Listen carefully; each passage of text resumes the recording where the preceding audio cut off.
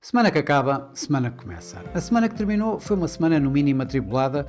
com desenvolvimentos geopolíticos, com resultados empresariais, dados económicos, bancos centrais, nomeadamente a Reserva Federal, e bastante volatilidade, principalmente nos mercados cambiais e nos mercados de commodities. A semana, aliás, começou logo com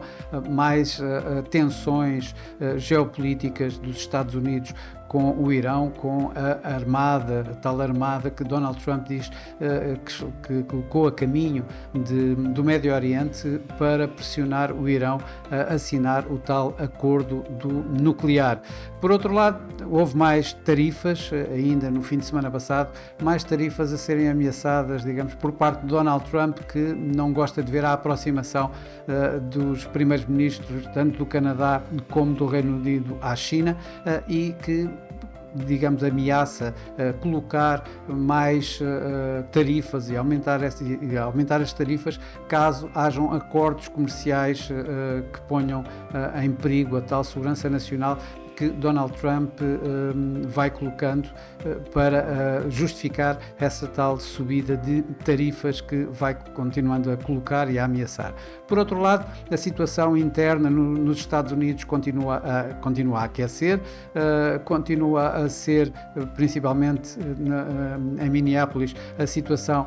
continua bastante quente e isso está, digamos, a defender de alguma forma as hostes, mesmo as próprias hostes republicanas, que começam a não gostar de determinadas linhas que se vão ultrapassando, nomeadamente na situação que se viveu nos últimos dias de duas mortes de manifestantes às mãos das autoridades norte-americanas. Por outro lado, tivemos aqui assim uma forte volatilidade nos mercados de commodities e no próprio dólar. Começou-se a falar cada vez mais no tal debasement trade, ou seja, com os investidores a afastarem-se de um dólar, a não acreditarem num dólar que poderá acabar por ser minado pela política errática comercial norte-americana, com a possibilidade de continuar a enfraquecer e, portanto, com os investidores em geral a correrem, digamos, para ativos reais, como, por exemplo, os metais preciosos, nomeadamente o ouro e a prata, que esta semana tiveram ganhos estratosféricos e que acabou essa mesma semana por terminar mal, ou seja, com perdas volumosas mesmo no final da semana em profit taking. No meio de tudo isto, Donald Trump finalmente acabou por nomear o tal substituto de Jerome Powell quando este terminar o seu mandato em maio. A escolha acabou por recair em Kevin Warsh, ex-governador da Reserva Federal no tempo de Bernanke. Curiosamente, esta escolha foi a escolha, digamos, mais amigável ao mercado, mais aquela que mais favorecia o mercado, ou pelo menos é assim que é entendido, na medida que de todos os candidatos, digamos, ao lugar de Presidente da Reserva Federal, Kevin Warsh era o menos dove de todos eles e, portanto, também isso a dar aqui assim a tal correção, a tal que se viu nos metais preciosos, exatamente pelo recuo nesse debasement trade que se começava a exercer no mercado e em força durante esta semana. Isto numa semana em que também tivemos alguns dados económicos, principalmente na Europa, com o PIB europeu do quarto trimestre, que mostrou um crescimento de 0,3%, ligeiramente acima do esperado, inclusive é pelo mercado, com o número homólogo a subir, aliás, a ficar acima das expectativas de 1,2% para 1,3% de crescimento económico em termos homólogos. Por outro lado, tivemos alguns dados de inflação já, na Alemanha e em Espanha, que saíram ligeiramente abaixo do esperado. Em Espanha, a inflação caiu de 2,9 para 2,4, enquanto na Alemanha essa mesma inflação caiu de 2,1 para 1,8, aqui um pouquinho acima daquilo que inclusive seria de esperar. Isto numa semana em que, mais uma vez, tivemos dados e resultados empresariais de grandes tecnológicas. Praticamente os resultados têm saído acima das expectativas do mercado e esta semana não foi exceção, apesar de haver por exemplo, a Microsoft, que acabou por apresentar resultados acima do esperado, mas ainda assim caiu fortemente em mercado, na medida em que não convenceu os investidores de que os fortes investimentos em inteligência artificial possam mostrar lucros mais rapidamente do que as restantes empresas que apresentaram, nomeadamente a Meta, através de ganhos nos anúncios. Isto quando temos também outras empresas, como por exemplo a Chevron, as grandes energéticas, a apresentarem também grandes resultados e, portanto, a contribuir de alguma forma para a continuação do positivismo que acontece nos mercados acionistas em geral. Esta semana ainda tivemos também alguns bancos centrais, nomeadamente a Reserva Federal, que, tal como era esperado, não alterou a sua taxa de juros no intervalo 3,50 a 3,75, com Jerome Powell a manter de alguma forma tal dependência de dados da própria Reserva Federal. Os mercados só começam a apontar para a possibilidade de haver um corte de taxa de juros lá mais para junho. Isto quando o Banco do Canadá também manteve a sua taxa de juros inalterada. O mesmo aconteceu com o Banco Central Sueco, o Riksbank, e o Banco do Brasil. O mercado acionista esta semana acabou por ser uma semana de altos e baixos, de ganhos e perdas, isto sempre em torno de máximos, dos máximos históricos da maior parte das praças, nomeadamente na Ásia, onde, por exemplo, tivemos o Kospi na Coreia do Sul a registrar grandes ganhos e a manter-se em máximos de sempre. As restantes, como vemos por aqui, o Eurostoxx terminou, depois de alguns ganhos e de voltar a máximos, acabou por terminar ao nível de abertura da semana, portanto, praticamente sem ganhos. O SP500 teve um ganho marginal na ordem dos 0,3% e o Nikkei acabou por perder 1% esta semana, muito à custa, digamos, de um iene mais forte, que acabou por pressionar os preços das ações no Japão.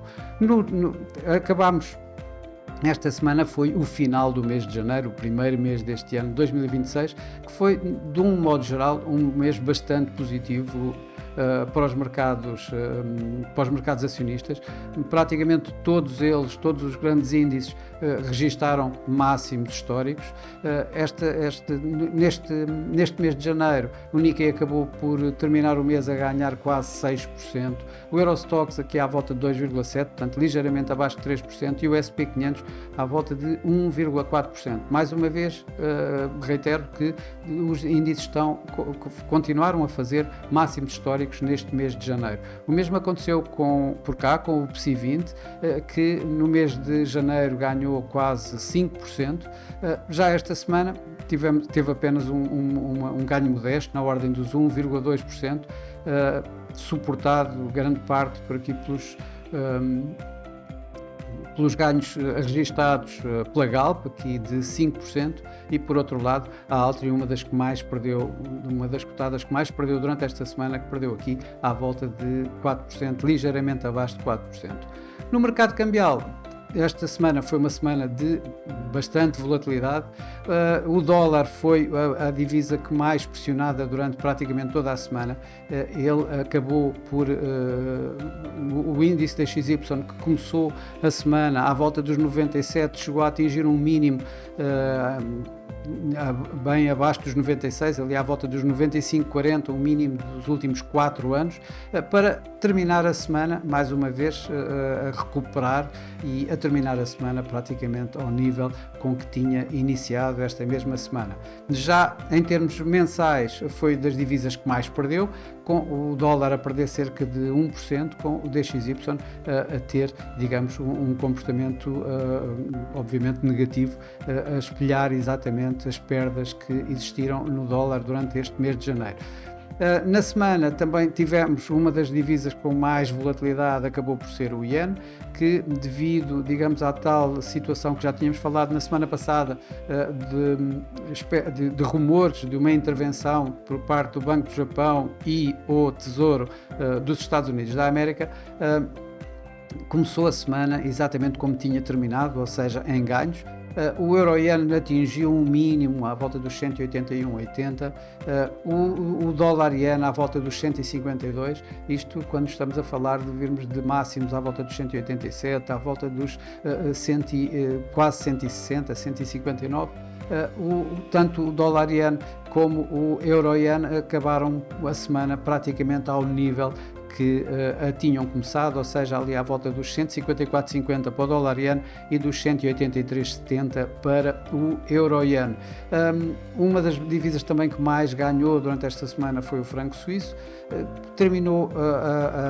em ganhos ligeiros, mas também a recuar dos fortes ganhos que acabou por fazer durante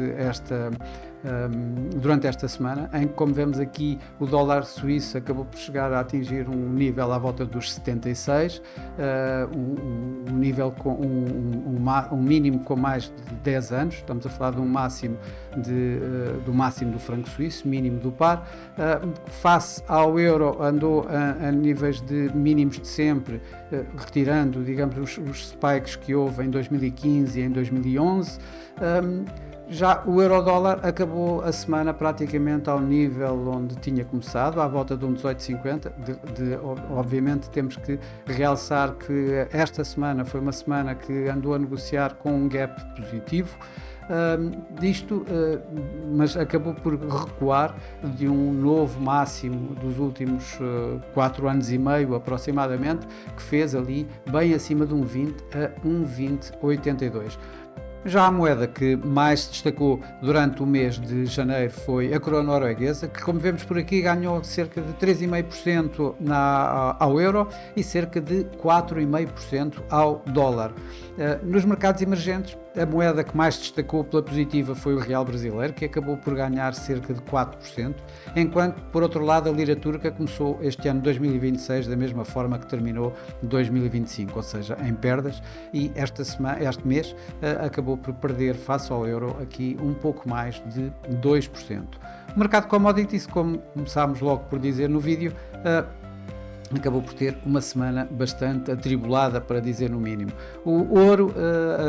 que começou logo a semana bem em cima dos $5.000, que rapidamente e de uma forma hiperbólica acabou por atingir um novo máximo histórico, muito perto dos $5.600 por onça. Mas uma tomada de mais-valias, a nomeação de um Kevin Warsh que um pouco mais do que aquilo que os mercados temiam por parte da nomeação. Donald Trump acabou por disputar uma forte venda nos metais preciosos, em que o ouro também encabeça exatamente esses mesmos metais. Chegou a perder mais de 10% na última sessão da semana e acabou por perder durante esta semana no total cerca de 2,1%. Já por outro lado, os preços do petróleo voltaram a negociar em alta. As tensões geopolíticas no Médio Oriente, nomeadamente com o Irão, com os mercados a colocarem como hipótese a possibilidade de vermos de novo o Estreito de Hormuz fechado, e isso a levar a alguma disrupção na oferta de petróleo, acabou por levar de facto os preços novamente do petróleo em alta, com o Brent aqui a ganhar à volta de 7%, Brent esse que chegou esta semana a negociar acima dos $70 por barril de petróleo. Ainda assim, no mês, o ouro, apesar da forte queda registada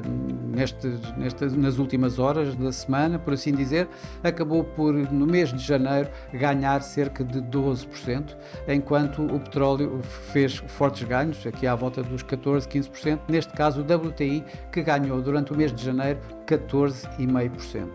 A semana que vai começar é uma semana onde vamos ter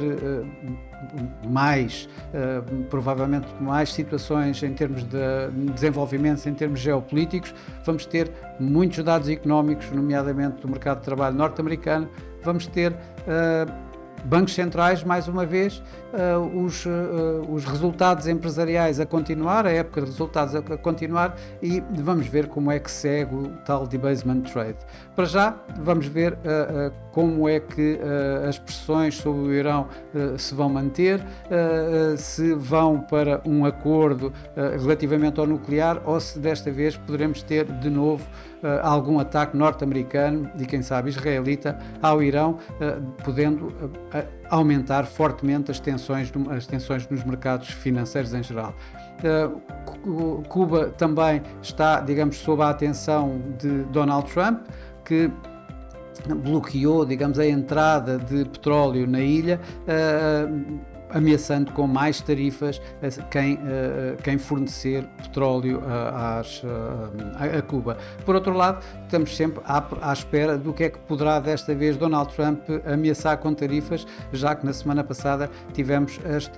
tais ameaças ao Reino Unido, ao Canadá e também à Coreia do Sul.